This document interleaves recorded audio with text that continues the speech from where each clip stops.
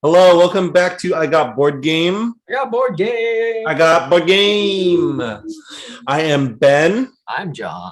and today we are here with a different kind of preview, slightly different. It's going to be a Gamefound preview. So, not our typical Kickstarter preview. For those of you who don't know, Gamefound is another crowdfunding platform that actually began as a pledge manager for a lot of Kickstarter projects, but then they kind of shifted themselves into being a place where people could also just launch their projects and already have a built-in pledge manager to handle the pledges after the project has funded. And so this recent project that we're going to be looking at on Gamefound, I will share my screen now, is called Tamashii, which means Tamashii, Chronicle of Ascend. Tamashii, I believe, means soul in Japanese. And Chronicle of Ascend, it sounds a little weird, but it's set in this futuristic cyberpunk Japan, which an AI has kind of risen to power called Ascend. So that's where the title is coming from. That's what Ascend refers to, this AI that is basically hunting you down in this game. And so this game is by Awaken Realms Lite. And so I don't think we've talked about an Awaken Realms game before because they've all been very big Kickstarter projects that I don't think I've ever backed yet. But they're a game company that really came on the scene with doing very elaborate miniatures and very detailed artwork for their games. And they'd be really actually very big kind of campaign games oftentimes. And so I think their first one is actually maybe a game called, I want to say Solomon Kane. And then they had ones afterward, such as Ether Fields, which was a very kind of trippy adventuring into the dream world, a lot of light and dark imagery, and very elaborate miniatures, kind of like creatures in games like Dark Souls and Demon Souls. Have you guys played those video Elden games? Ring for everyone who's I'm playing trying to avoid today. that. But yes, John, Elden Ring, your favorite game. Yeah, so those kind of like fantastical creatures, but also miniatures for those, and they'd be really big, detailed miniatures. And so their projects have often done $1 million pretty easily, I think, funding.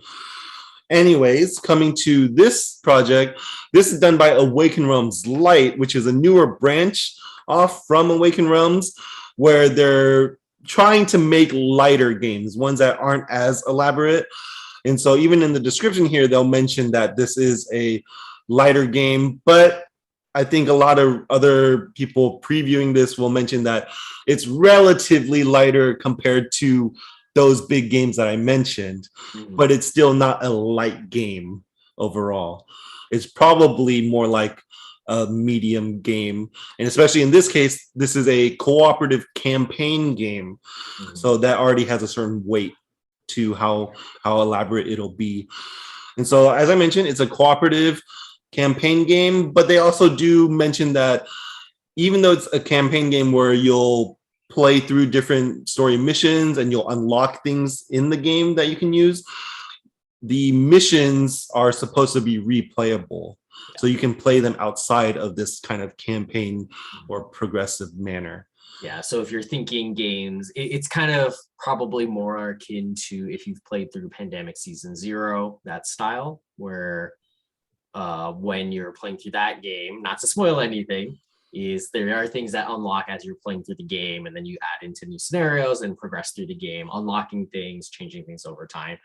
Probably more akin to that versus more of the Gloomhaven experience, which is very like you keep the exact same character and everything you've built up stays exactly the same as you move, scenario to scenario versus like Pandemic, where it's like you do restart a new game of Pandemic every time you play through a new situation or scenario. So that's probably more akin to that, though, again, in the mention is it may not have maybe the same level of permanency, but we've not played this game. So, but expect it more along that line than like a full Gloomhaven, everything changes. So. And so then going through this, we'll kind of just scroll down and first look at the theme, artwork, components that you can expect with this game, which I've mentioned to John a couple times already before this, that I think it looks really cool. This art style of not just cyberpunk, which is not uncommon in board games, but it's specifically Japanese infused, inspired kind of cyberpunk. And I think that actually looks really cool and is unlike almost all other games that I have. And as you can see here too, just in this first image, there are these miniatures. And so again, even though it's an Awaken Realm Lite game, they're still going to have miniatures done by them, done with the same quality that they would have. But I would point out, and you'll see later on too, when we look more at the components and the characters that you can get miniatures for, the sculpts look different from the artwork. Not in a bad way, just like the characters are in different poses than the actual artwork. So that's something for you to consider if you were expecting to get miniatures that are, you know, just 3D versions of the artwork. It's not going to be exactly like that. And so you can see here, we have some other pictures of miniatures, more of the artwork. And so in this game, we'll get into kind of the gameplay more, but I would say part of the understanding of this world is you're being hunted down by Ascend. And so at this point in this future, I think you aren't necessarily fully human anymore. And so in this game, you're actually going to be trying to find bodies to jump into. And when you jump into these bodies, which are these characters that you're seeing artwork of, that's kind of going to be your character class or give you your abilities and stats to do combat or solve puzzles or gather resources. And so that's going to be a key part of the game, the different bodies you'll need to find and then using them as your abilities. And so you can see a bunch of the stretch goals that have been unlocked so far, such as I think this most recent one of upgrading some of tokens to these 3D plastic ones, which look pretty nice in their detail. They've been adding characters. And so they do have, for this project, they do have monetary stretch goals, which is, you know, typical to a lot of these Kickstarter crowdfunding projects. But then a lot of Gamefound projects also, I've been noticing they do just daily reveals. So just over time, they already had things planned to reveal, to give you as bonuses. And I think that's kind of to help keep people interested, right? That, you know, we don't have to keep waiting for enough backers to raise a certain amount till we get something new. They're just going to reveal something new every day or so, such as these other characters that the community or the backers have been able to vote on which artwork they would want, and even I think contribute to naming these specific characters or bodies, these classes of characters. And so I think that those look pretty nice too so far. But going through these stretch goals to this bottom part, you can see well, these are the add-ons. And so the miniatures adding on by itself will be €39. And this project so far is at €500,000. So they're doing very well. There's this other character add-on. But then the core box you can see is going to be €66 or $75. And then it'll come with the stretch goal box, which is often common for big projects like this to have so many stretch goals that they have it all in a separate big box. And then this is when we can start getting into the components more, right? You'll have your basically your player board, which will have this part where you're going to be programming, which we'll go over, which is a key part of the gameplay in this game. But you'll kind of start as this generic body that's a walker. There's going to be the different tokens that you'll be using on your programming grid. And then you also have cards that are kind of what you're trying to arrange your programming area into to get some kind of effect or bonus. And so going down through the generic characters that you start as, awaken your mind in the avatar. So this is when you get into seeing some of the artwork and the standees, at least, for the different bodies that you can inhabit and play as these characters. And this is the part I like looking at, because I think this art is so nice. Like a couple, I had mentioned to John, a couple of these, in my opinion, seem a little out of place, but obviously this is their vision of how they're doing cyberpunk. So obviously it's their world. But just by my own taste, a couple of these just seem a little out of place. But overall, I think the color and the detail really captures that kind of cyberpunk, at least. And then certain characters having that Japanese kind of visual appeal too. Yeah, which you can kind of see even in like the rogue kind of look in there, the slasher, as we're scrolling down into, you can see it, right? It kind of has this like dark, if you watch a lot of like manga and anime things, it kind of has that kind of maybe realistic feel to it, but definitely in that vein of if you took those kind of aspects of Japanese culture, Japanese art styles, and made it more realistic, and not in like the funky ways it looks like in real life sometimes, but in like drawn out kind of characterized way, where you definitely get this like really dark but really kind of like intense look. And even though I say dark, it's like it's still vibrant as a setting, where it's not gritty, it doesn't feel like noir, it doesn't feel like sooty and like dirty to touch, but it has like a clean palette of colors. Yeah, I think that brightness is very important to it. That's kind of very much the actual punk part, I think, right, in the cyberpunk. That makes it stick out. But yeah, like I think like Defender looks really cool.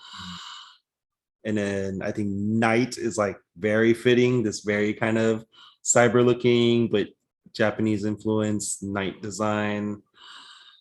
So yeah, those look really cool. And then you have the tiles. So the game will be set up, it looks like in a modular way for each mission, and I think probably randomized, right? It's not going to be like all face up and telling you where to put each tile, right? There are tiles face down that you'll move on to reveal what's there. And I did watch some of the gameplay, I think by Quackalope and Board Game Co. For this game. And I think it was kind of this is like a small detail, but I think from a design standpoint, having a modular board that also isn't like too big and sprawling, I think for the mechanics of the game, where you only have so many moves to get around and such, I think it's a nice touch, right? It's a good size that you will feel there is a certain urgency or difficulty of getting somewhere, but it's not literally like a pandemic board where like I literally can't get to the other side of the world for like a few turns, you know? Or even in that sense of kind of that the like character movement, where sometimes if you have a game where it has like an actual like map scenario tile or like placement grid or something that you have to like navigate from room A to room B, and sometimes it's just like, oh my gosh, I have to spend so many turns just walking from one space to the next, right? Kind of in Gloomhaven's case in that way, right? Or Pandemic, it's like I have to hop so many, like cities or spaces just to get there. Where in this game, it's like, as you were saying, it is kind of sprawling, but you do have multiple movements per turn that you can get around. And once you're in the location, you're in the location. It's not like you have to go to a very explicit spot within the location to do so, which is also pretty nice in that way. And so then you can also see there's the scenario cards for basically like probably your objective during this mission, this gameplay, where then I've also heard that sometimes the mission will be revealed as you're playing or maybe change. And so that's kind of interesting. I mean, it's fitting for a scenario based game to do that, but I actually haven't played scenario games that actually do that. So I am kind of curious of how that'll feel, right? Hopefully it won't feel like it's just letting you dawdle around until something happens, right? But maybe you're doing something first and then maybe your choice makes the mission change. That would be cool. And so yeah, you have your mission cards, and then you have the AI cards, which are the different levels and kinds of basically robots from Ascend or the AI that's hunting you down that might end up fighting you. Mhm. or you might end up encountering or needing to try to defeat so they don't kill you or run away from, hopefully. And so, yeah, you have different cards. Different player cards, exploration cards, and then all the Nice components. custom dice, which will be important because since you're on the run in this game, I believe at the end of your turn, every player's turn, you're going to have to roll these ascend dice. Mhm. And I think you'll roll a certain number of them based on how much you moved or how many actions you took or something like that. Mhm. And then depending on the icons that show up, it'll increase your personal threat level or like tracking level, how much ascend is tracking you. And if it happens to eventually reach a certain level, that's when one of those AI bots will be drawn for you to face. Mhm. And so that, I think, in watching the gameplay, that does add to the tension a lot of, yeah, how much should I do and how can I mitigate how much I'm being tracked. But I think that's really thematic too, right? It captures that feel of like I need to be careful with how much I'm doing because it might draw too much attention. Yeah. And then one of the other things, and we'll be getting into this, is it notes there 4 rubber rings, and those are actually very unique and very interesting because you use those rings for indicating which bodies that you're in as you're playing the game, in which each player who's playing will be signified for one of those colors. And in order for you to signify which body you're currently in or possessing, is you'll use your rings to attach to the bottom. So that's also a really cool idea of like kind of in effect, you can say that you are that little rubber ring that moves around. Joking aside of that, but like the idea of like your mind is shifting, right? Or like your aspect is actually moving, right? The soul as the game, right? Right. And so you can see some of the stuff that they've been releasing on each day so far, the like the kind of stretch goals they've reached or been just revealing for free. But then getting down into the gameplay, and I know John has some thoughts on this. Uh, things that maybe seem new. I mean, you've probably played some bigger games than I have, more campaign-like games. So this is quite a bit of new stuff to me. I mean, I've read a lot, I just haven't played a lot. And so I think, yeah, the idea of not just moving around this board and trying to find a body that you could maybe use to complete some mission or fight some robot to stay alive. But then a big part of this game in the gameplay is, as I mentioned, on your own player board, you have this programming section. And so is that something you would want to talk about, John? Yeah. So one of the things that we didn't really specify, but we may have highlighted as we're talking about this, is that this game is a bag building game, which is also probably a pretty unique thing. So you can kind of think of it probably very similar to a deck builder in that sense of when you're developing or building, like you're kind of getting stronger based on what you're adding into your in a deck builder, what you're putting into your deck, which you'll draw and allow it to let you do different activities. In this game is actually called bag building, and it's actually more akin to this idea of you're going to be drawing these different tokens from your bag and you're going to be placing it onto your player board in certain designated spots and areas in order for you to then be able to manipulate that board to program actions or actions or player effects or powers that you would like to do in the mission. So there's certain kind of base powers that everybody has, but then there's also some unique powers that are particular to either your player based on the extra cards or these extra augmentations or equipment that you might find throughout. But it's all going to activate depending on how you set that board up from what you draw from the bag.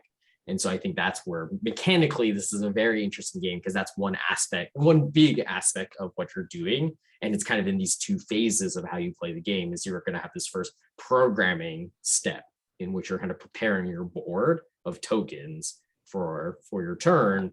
And then in the second stage is when you actually do the map exploration and kind of either doing events on the board or fighting against the robots or avoiding the robots that are being sent to attack you and fight you. But that's kind of the core mechanics of what's happening, and based on kind of the character you are, right, will determine some of the unique skills and abilities that you might have, or ways in which you can utilize the different levels of shielding, firewalling, and recharging to help you either be able to do more effects or utilize or protect yourself from attacks or from other, malicious things that the AI is sending against you, which could be the robots explicitly, or it could be things that clog your bag or add bugs into your programming system that makes it harder for you to manipulate your board. So yeah, because I remember in the gameplay, like another gameplay I watched was Rado Runs Through, and I watched some of him playing it, and the difficult choices you make with your programming, because there is a little more to it than just like pulling the right color and putting it somewhere, right? There is a mechanic, and you can correct me on this or add to it because I'm not exactly sure on the details. But I know there's a way to get virus tokens, where in this game, it's not actually necessarily a bad thing, because virus tokens in themselves actually are wild tokens when you're programming. And so, they can, in being wild and being any one of these symbols, they can help you really fill in anywhere you need to activate some ability or some card. But then I think it's like if you get two or more or too many at a time, that's when you can get like a bug. Is that right? And then that's actually some negative effect on you because you got too many viruses at a time. And so that's the idea where it's kind of that risk reward play of like wild is very important because it allows you to do more things, or even at the very top of your board, you see those check marks where you can slowly unlock your board to give yourself more potential of having more tokens. And there's even one particular spot that allows you to do a double action where you utilize tokens that are a part of a pattern that includes that box. Whatever action you took gets to activate twice. So it can be a very powerful motivator of really moving and really getting extra activities or extra augmentations to activate.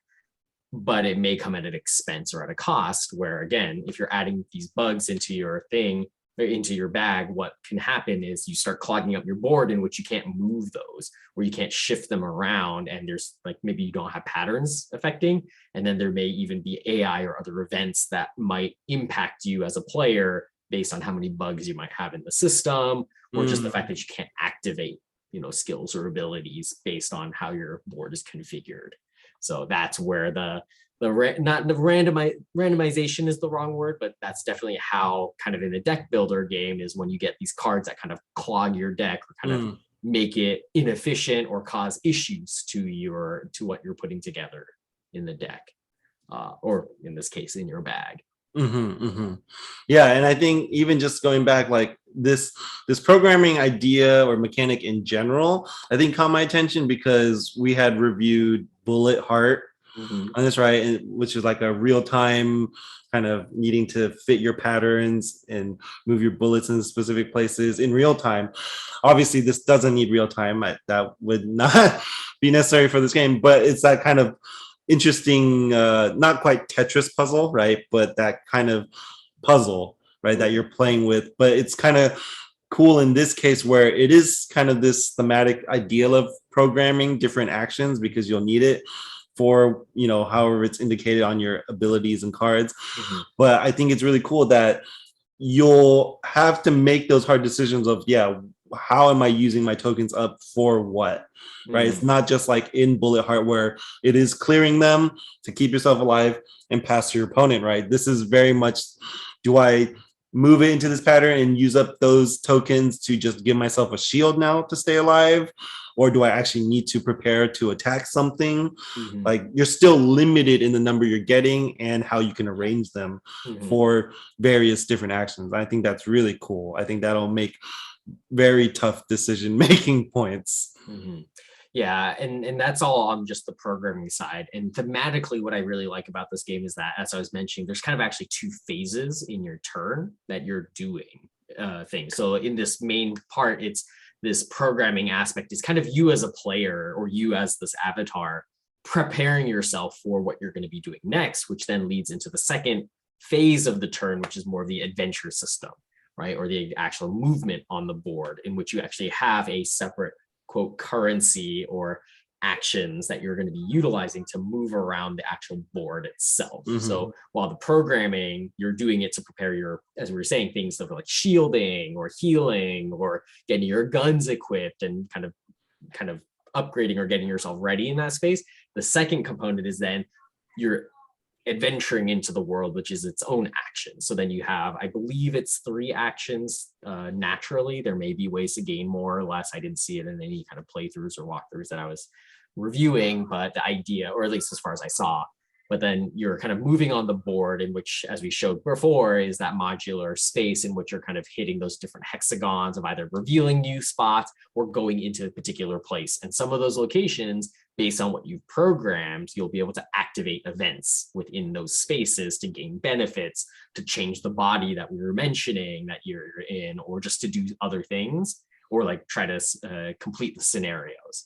But in that, as we were mentioning, that's where the risk comes into the game, where the more you act in this world, the more kind of, I'll use noise for lack of a better term, but the more tension starts being drawn toward you because you're actually doing things in this world that you're being hunted in.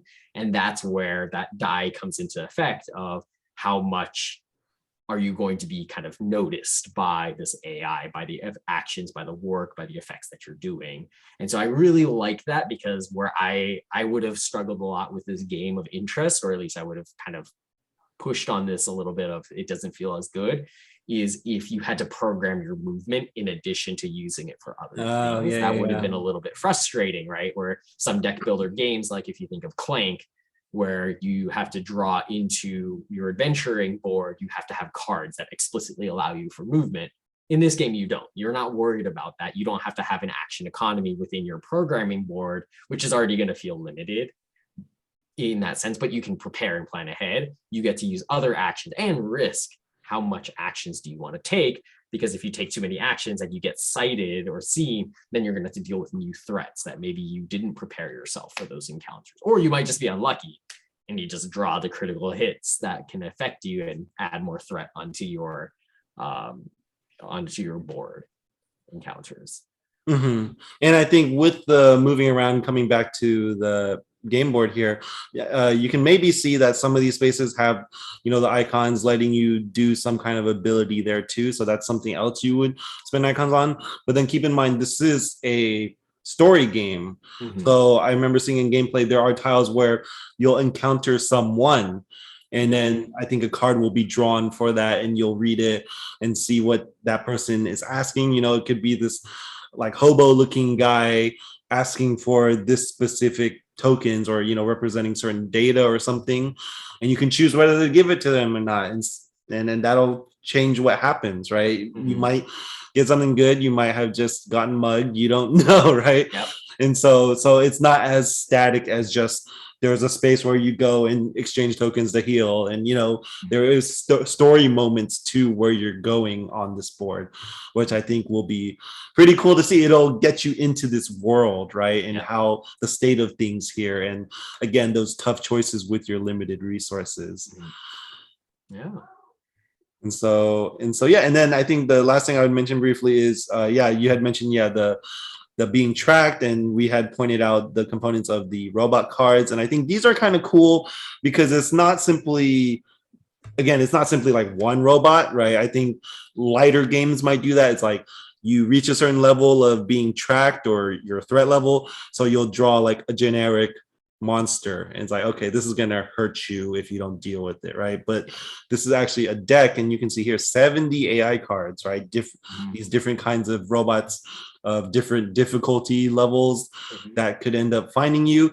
And then on the cards themselves, it has their own stats, and even what you can use tokens to take certain actions on them with, using tokens to like try to retreat, or maybe you do get to attack it or try to hack it. Right, but you obviously need those resources to be able to do that kind of action on them. And so this is a very much kind of a campaign game idea, right? Different kinds of lack of a better term, monster cards that you can encounter that have their own stats. But I think that it is nice to see that in a game like this, right? That they didn't skimp on that and just kind of be like, your threat makes you face a generic threat or monster, you know. And even on this, you can kind of see the thematic aspects of some of these robots is pretty unique, where some of them seem to be very explicitly like here to attack you or here to fight you, but then some of them they don't actually deal damage to you, but what they do is they increase your trace, which is what kind of leads to more. So it's like you could choose not to fight it, you don't have to because it's not dealing damage to you, but it could bring more robots to your attention because it notices you, right? It notices your presence, and you have to decide, how am I going to take care of this, right? Am I willing to let it keep tracing me and spotting me, kind of like a police camera, or like a kind of a like one of those robots that's just like, you know, a camera bot, right? Or are you going to deal with it? But by dealing with it, you get to use up your resources. So when a real threat comes, you don't have it anymore. So, yeah. So yeah, I think a lot of the stuff in this sounds really cool. It'd be really cool to actually get a campaign game of this theme that looks so good. At least art style wise and production wise, I'm quite certain it'll be really good from Awaken Realms. And I think the last thing I would just point out, so you guys know, is if we go up to the pledge level, so you can see the cyber pledge will be 102 euros, which is going to be the base game plus the stretch gold box and then the miniatures pack. And so that's miniatures for all the characters, but then also I think it's let me just make sure. I think it's for all the characters, but then also some of the enemies. If I remember correctly. Yeah, like this new AI. Yeah, they're working on, I think, the model for that one. So yeah, you'll receive this item instantly if you pledge the Edge Runners miniature expansion. That's what the miniatures box is known as, the Edge Runners expansion. And so that's how you can get miniatures for the characters and some of the enemies, or you can get the core pledge, which will have standees for all of these. And I had mentioned in the beginning that the miniatures aren't the exact same poses as the artwork of the characters and those bodies that you can get. So you'll kind of want to look through if you think the miniatures are actually worth it, if that difference matters to you. And so, yeah, so otherwise, yeah, the core pledge without the miniatures will be 66 euros, which is, I think is like about $75, right? Something like that. Yeah. Something like that. I think we had passed it earlier. But yeah, so that is Tamashii, Chronicle of Ascend on Gamefound. From the time we're recording this, there is about like a week and a half left in the campaign if you want to jump in on it. And so if you found this video interesting, helpful, hope you'll share it with people you play board games with, friends and family. Hope you'll consider subscribing to this channel and following us on Instagram at I Got Board Game. And until next time, we will see you then. Bye. Bye.